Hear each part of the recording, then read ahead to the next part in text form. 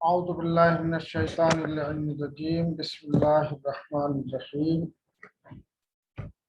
الحمد للہ رب العالمین والصلاة والسلام علی مولانا ابو القاسم محمد وآلہ الطیبین الطاہرین المعصومین۔ دوستو،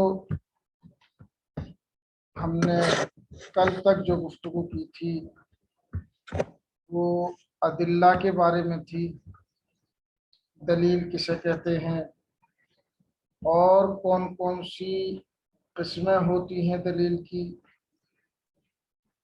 اس میں ہم نے آپ کی خدمت میں دلیل کی دو قسمیں بیان کی تھیں، دلیل اجتہادی اور دلیل فقاہی یا فقاہتی۔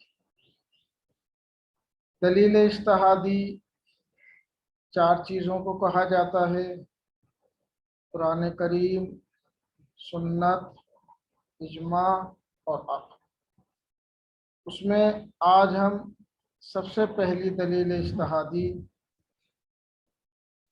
یعنی قرآن کریم، جسے الکتاب کے نام سے صاحب کتاب نے یاد کیا اور عام طور پہ اسی طریقے سے بیان کیا جاتا ہے، اس کے بارے میں گفتگو آپ حضرات کے سامنے پیش کرتے ہیں۔ الاول الکتاب، ادلہ اجتہادیہ میں سب سے پہلی دلیل کتاب ہے۔ فرماتے ہیں الکتاب هو القرآن الکریم، کتاب سے مراد قرآن کریم ہے۔ الذی انزلہ اللہ تعالی علی نبینا محمد صلی اللہ علیہ وآلہ وسلم، کہ جس کو نازل فرمایا ہے اللہ تعالی نے ہمارے نبی حضرت محمد صلی اللہ علیہ وآلہ وسلم کے اوپر۔ وَاعْتَبَرَهُ قُرْآنًا، لیکن ایک شرط کے ساتھ کہ خود نبی نے اس کو اعتبار کیا ہو قرآن کے طور پر۔ تو قرآن کریم پروردگار کا وہ کلام ہے کہ جو ہمارے نبی صلی اللہ علیہ وآلہ وسلم کے اوپر نازل ہوا، اور حضرت صلی اللہ علیہ وآلہ وسلم نے اسے قرآن کے عنوان سے بیان فرمایا۔ یہاں پر تھوڑی سی توضیح ہم کتاب کے ذریعے سے آپ کی خدمت میں پیش کرتے ہیں۔ یہ کتاب کا صفحہ ہے جو ہم نے لے لیا ہے۔ شرح التعریف، تعریف کی وضاحت۔ قید التعریف بعبارت، کہہ رہے ہیں تعریف مقید ہے ایک عبارت سے۔ وہ عبارت کیا ہے؟ وَاعْتَبَرَهُ قُرْآنًا، کہ اللہ کے رسول نے اس کلام کو جو پروردگار کی طرف سے نازل ہوا آپ کے اوپر، اس اعتبار سے بیان کیا ہو کہ اسے قرآن کریم قرار دیا ہو، کہ جو کچھ میں کہہ رہا ہوں، جو کچھ بھی یہ پیغام پروردگار ہے، یہ قرآن ہے۔ کیوں یہ شرط لگائی ہے، کیوں یہ قید لگائی ہے صاحب کتاب نے؟ فرماتے ہیں لِإِخْرَاجِ الْحَدِيثِ الْقُدْسِي، تاکہ حدیث قدسی خارج ہو جائے۔ حدیث قدسی بھی پروردگار کا کلام ہوتا ہے کہ جو ہمارے نبی صلی اللہ علیہ وآلہ وسلم کے اوپر پروردگار کی طرف سے نازل ہوا، لیکن کیونکہ نبی مکرم اسلام صلی اللہ علیہ وآلہ وسلم نے اس کو قرآن کے اعتبار سے بیان نہیں فرمایا ہے، قرآن کے عنوان سے ذکر نہیں کیا ہے، لہٰذا وہ قرآن نہیں ہے۔ تو جب ہم نے یہ شرط لگا دی وَاعْتَبَرَهُ قُرْآنًا، تو اس شرط کے بعد حدیث قدسی ہماری تعریف سے خارج ہو گئی۔ صرف وہی قرآن کریم کے جو آج بین الدفتین ہے وہی قرآن کریم رہے گا۔ فَإِنَّهُ وَإِن نُسِبَ إِلَى اللَّهِ، حدیث قدسی اگرچہ منسوب ہے اللہ تعالیٰ کی طرف، إِلَّا أَنَّهُ لَا يُعْتَبَرُ قُرْآنًا، لیکن اسے قرآن نہیں کہا جا سکتا ہے، قرآن اعتبار نہیں کیا جا سکتا۔ وَلِإِخْرَاجِ السُّنَّةِ، اور تاکہ سنت خارج ہو جائے، فَإِنَّ أَحَادِيثَ النَّبِي صلی اللہ علیہ وآلہ وسلم، کیونکہ نبی مکرم اسلام کی احادیث، نبی مکرم اسلام کی احادیث جو ہیں وہ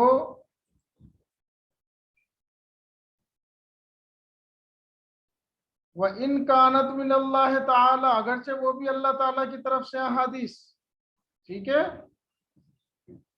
لِتَصْرِيحِ القرآن نفسه، کیونکہ قرآن کریم نے تصریح فرمائی ہے ان احادیث کے بارے میں۔ کیسے؟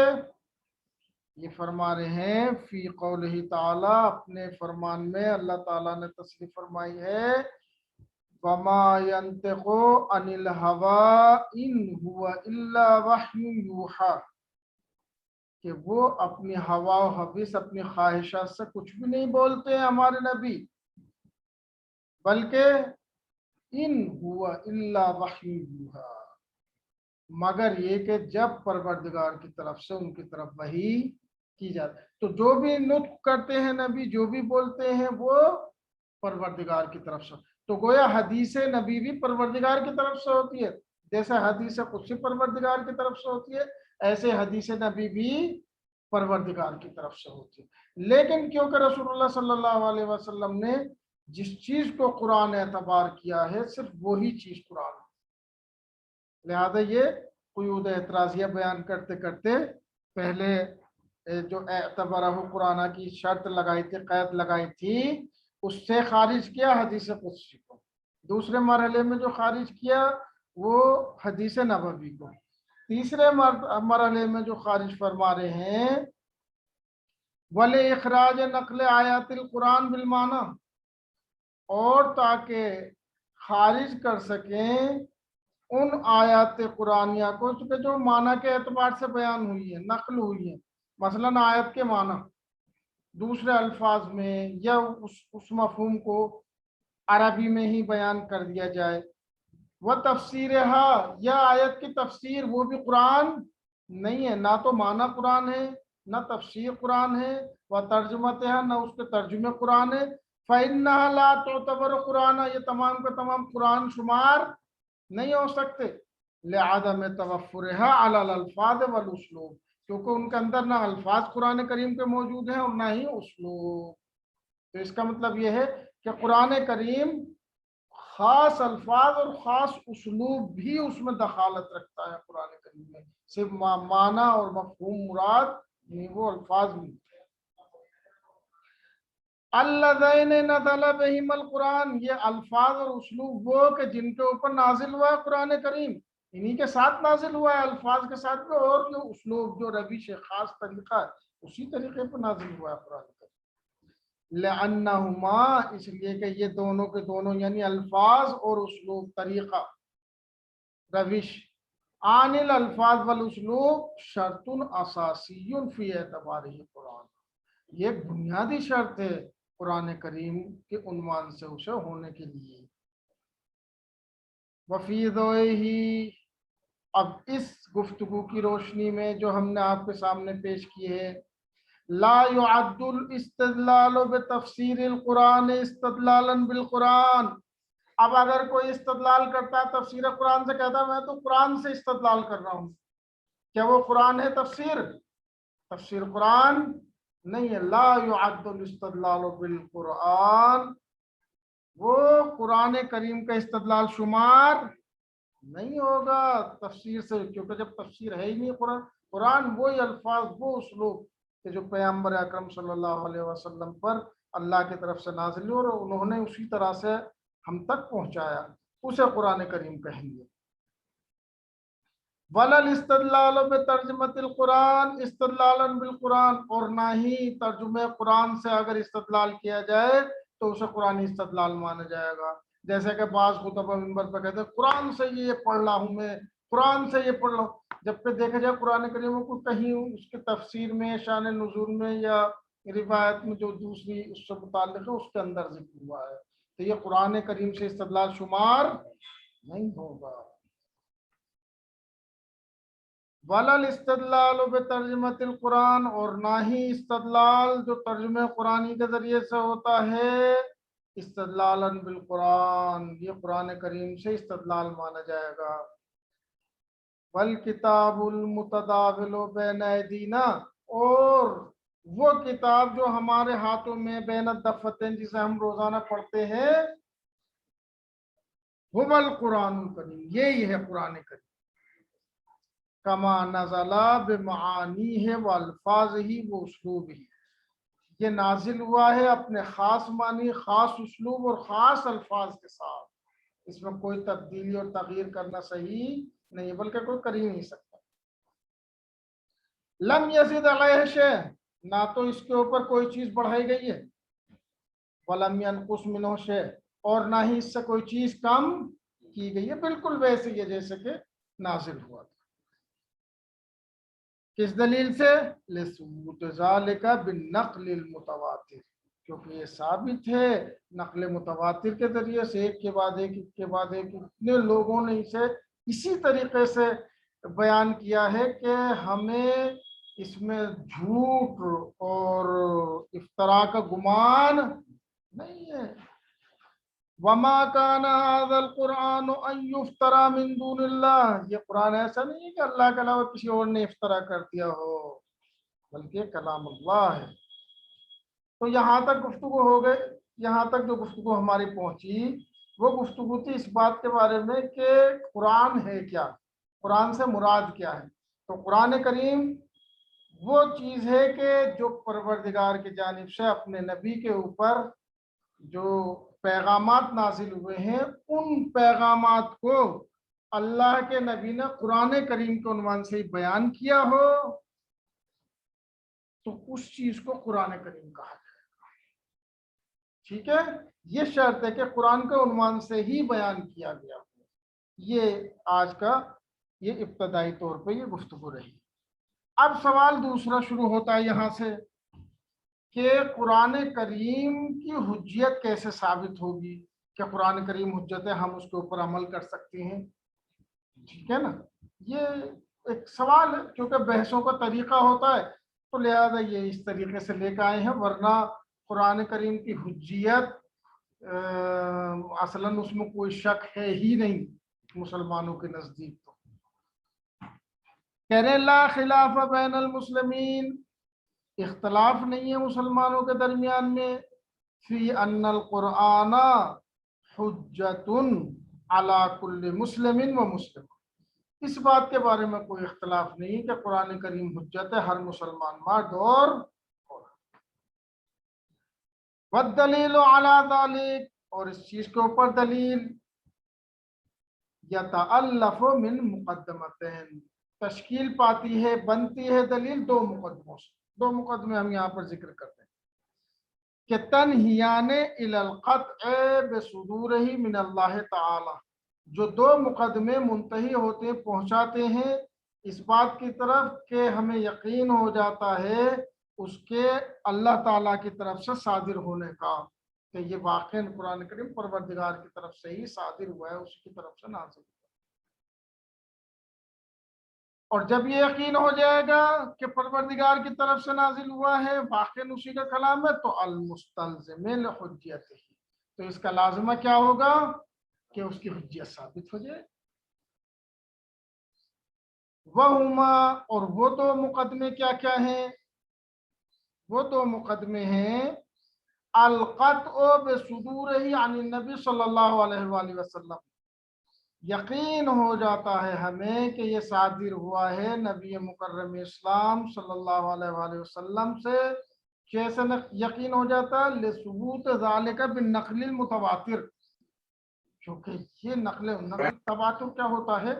تواتر ایک ایسی چیز ہے کہ جو ہر دور ہر زمانے میں کسی روایت کے بیان کرنے والے، کسی مفہوم کے بھی، کسی بات کے بیان کرنے والے لوگ اتنے زیادہ ہوں، اتنے الگ الگ طرح کے ہوں، اتنے الگ الگ شہروں کے ہوں، اور اس کے دیگر جو شرائط ہیں کہ ہمیں یقین ہو جائے کہ یہ اتنے اختلاف کے ساتھ، اتنی کثرت کے ساتھ یہ لوگ جھوٹ پہ متفق نہیں ہو سکے، تو ایسی نقل کو کہتے ہیں نقل متواتر، یعنی جو یقین کا سبب بن جائے۔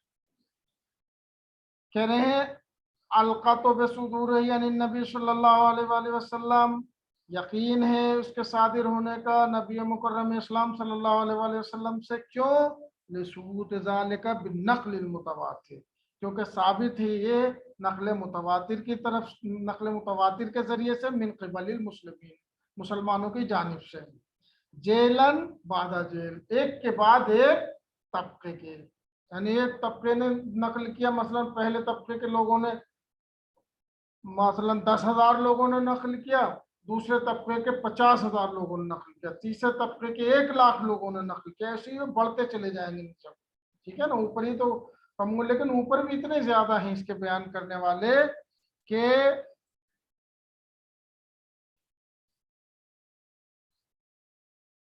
اس کے بیان دیکھو، ویڈیو بند کریں بھائی مولانا اقلیم صاحب، اس کے بیان کرنے والے اتنے زیادہ ہیں، اتنے زیادہ ہیں کہ اس میں شک و شبہ کی کوئی گنجائش۔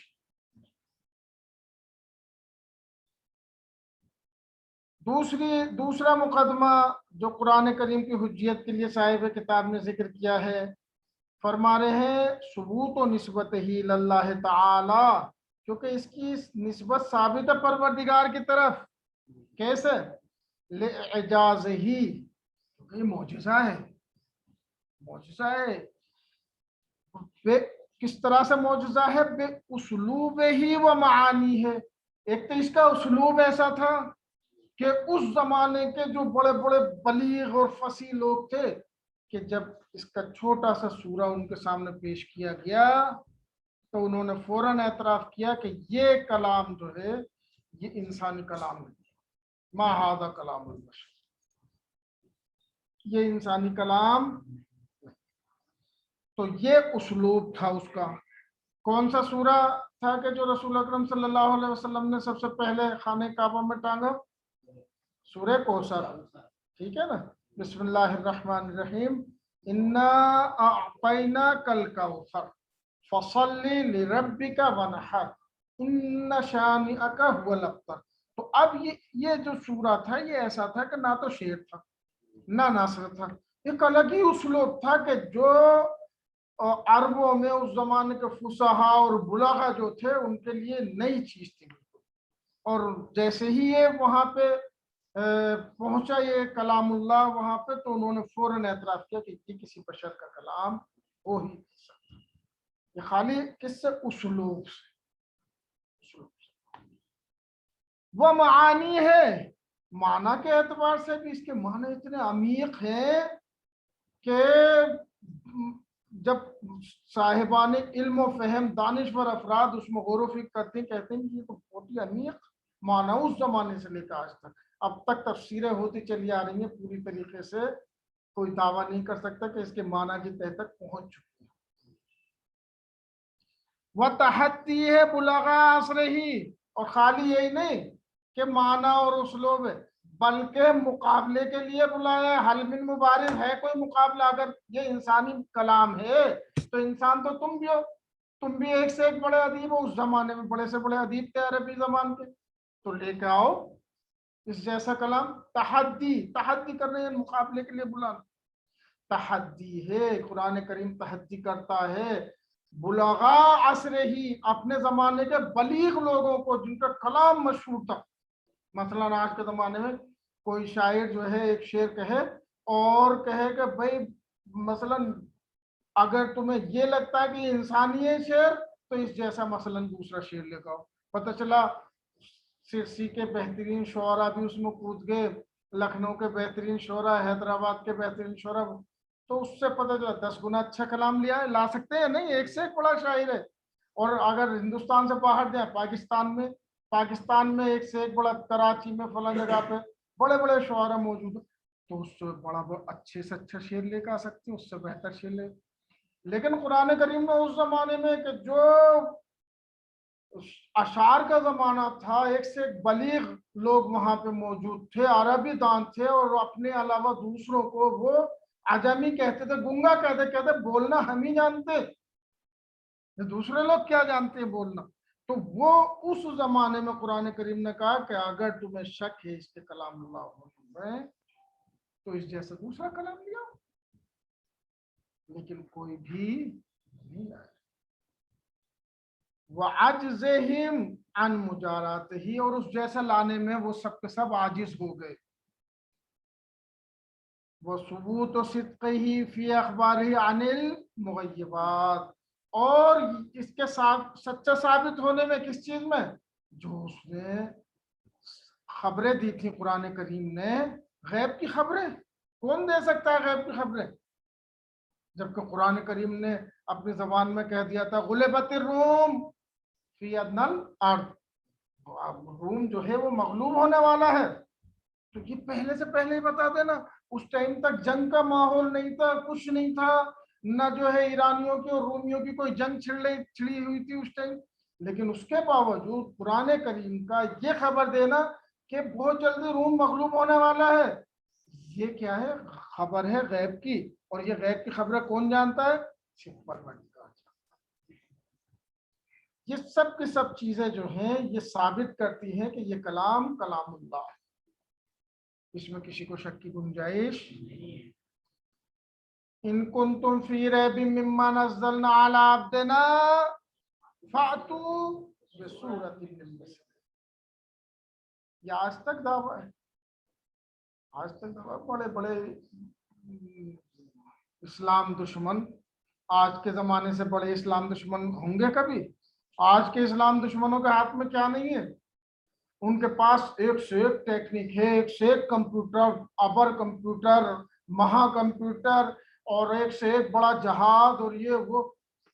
اگر یہ کر سکتے، انہیں کیا ضرورت تھی کہ افغانستان میں آ کے بم برسائیں؟ انہیں کیا ضرورت تھی کہ سیریا میں آ کے بم برسائیں، لیبیا میں، عراق میں آ کے بم برسائیں؟ انہیں کیا ضرورت تھی کہ ایران کے اوپر طرح طرح کی پابندیاں لگائیں؟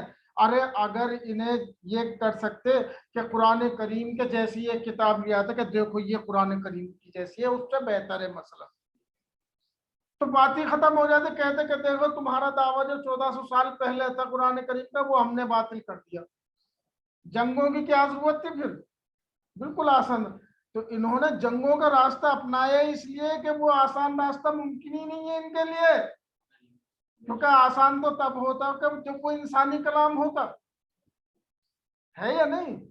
لہذا اس کا مقابلہ یہ نہیں کر سکے. جب اس سے عاجز ہو گئے تو تب کہا کہ ادھر سے تو مقابلہ نہیں کر سکتے، لہذا اب ہم زور زبردستی ظلم کے ذریعے سے مقابلہ کریں گے، ان کی شکلیں بگاڑیں گے، چہرے بگاڑیں گے. ان لوگوں کے کیسے چہرے بگاڑیں گے؟ ایک سے ایک ٹیررسٹ گروپ بنائیں گے، ہم طالبان کو بنائیں گے، ہم داعش کو بنائیں گے، ہم القاعدہ کو بنائیں گے. اب جب اور اپنا ہی میڈیا ہوگا لہٰذا ان کے چہروں کو پیش کریں گے کہ دیکھو یہ ہے اسلام کا چہرہ. تو جب مستقل 24 گھنٹے میڈیا کے ذریعے سے اسلام کا چہرہ اس طریقے کا پیش کیا جائے گا تو اس کا نتیجہ ہوگا لوگ سمجھیں گے کہ اسلام اور ٹیررزم دونوں برابر. اسلام کا دوسرا نام ٹیررسٹ ہے، ٹیررسٹ کا دوسرا نام مسلمان ہے نا. یہی ہو گیا نا آج کل. مثلا ہمارے ہندوستان میں جو ہمارے ایسے افراد ہیں جنہیں زیادہ معلومات نہیں ہے تو وہ بیچارے کیا سمجھتے ہیں کہ مسلمان یعنی ٹیررسٹ، ٹیررسٹ یعنی مسلمان.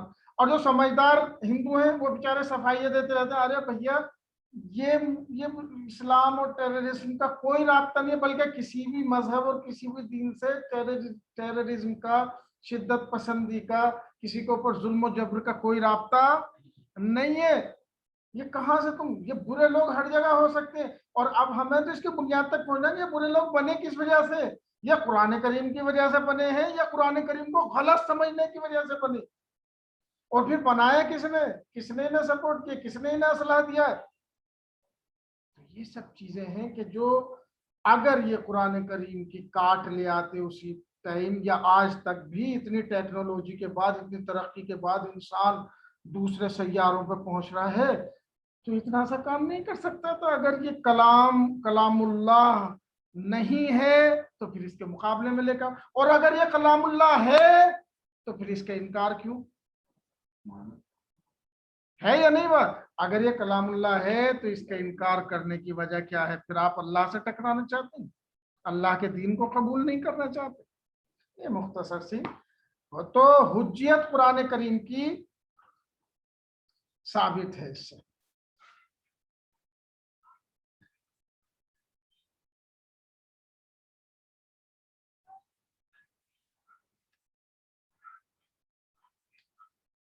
اب گفتگو آ گئی آیات التشریع۔ آیات التشریع یعنی وہ آیات کے جن کے اندر قوانین بیان کیے گئے ہیں، شریعت بیان کی گئی ہے، احکام بیان کیے گئے۔ فی القرآن الکریم حوالی 500 آیت، یہ کہہ رہے ہیں قرآن کریم میں تقریباً، حوالی یعنی 500 آیت، 500 آیت، ترتبط بے احکام تشریع الاسلامی، کہ جو متعلق ہیں احکام شریعت اسلام۔ وتشکل هذه الآیات الشریفہ، اور تشکیل دیتی ہیں یہ آیات شریفہ قسما من نصوص التشریع الاسلامی، اور یہ تشکیل دیتی ہیں ایک گروہ کو شریعت اسلامی کی۔ اقلیم صاحب کہہ رہے ہیں کہ یہ جو آیات ہے 500، یہ آیات شریفہ ایک گروہ کو ایک قسم کو تشکیل دیتی ہیں نصوص کی، یعنی سب کچھ یہی نہیں ہے، سارے احکام ہم انہی 500 آیتوں سے نہیں نکالتے، بلکہ یہ ایک گروہ ہے 500 آیت۔ اس کے علاوہ احادیث ہیں ہمارے پاس، ہزارہا احادیث ہیں کہ جن سے احکام شریعت ہم اخذ کرتی ہے، ٹھیک ہے نا؟ تو ایک گروہ کیا ہو گیا؟ آیات کا ہو گیا 500 آیتوں، اور ہزارہا احادیث وہ جو ہمارے پاس موجود ہیں، احادیث کے بڑے بڑے مجموعے۔ کہہ رہے فی القرآن الکریم حوالی 500 آیات ترتبط باحکام تشریع اسلامی، قرآن کریم میں تقریباً 500 آیتیں ہیں کہ جو متعلق ہیں احکام شریعت اسلامی سے۔ وتشکل هذه الآیات الشریفہ، اور تشکیل دیتی ہیں یہ آیات شریفہ قسما من نصوص التشریع الاسلامی، ایک قسم کو تشکیل دیتی ہیں، ایک گروہ کو تشکیل دیتی ہیں شریعت اسلامیہ کی۔ اور تسمى بے آیات الاحکام، اس گروہ کو کہ جس کے اندر یہ آیات ہوتی ہیں، یہ ان 500 آیات کا دوسرا نام کیا ہے؟ آیات الاحکام، یعنی ایسی آیتیں جس میں احکام شریعت بیان ہوئے ہیں۔ والحمدللہ رب العالمین۔ آپ حضرات کا اگر کتاب سے متعلق کوئی سوال ہو تو بتاؤ، اور برائے کرم سر وقت تشریف لائیں تاکہ جو ہے آپ کے ہاتھ سے بحث نہ نکلے۔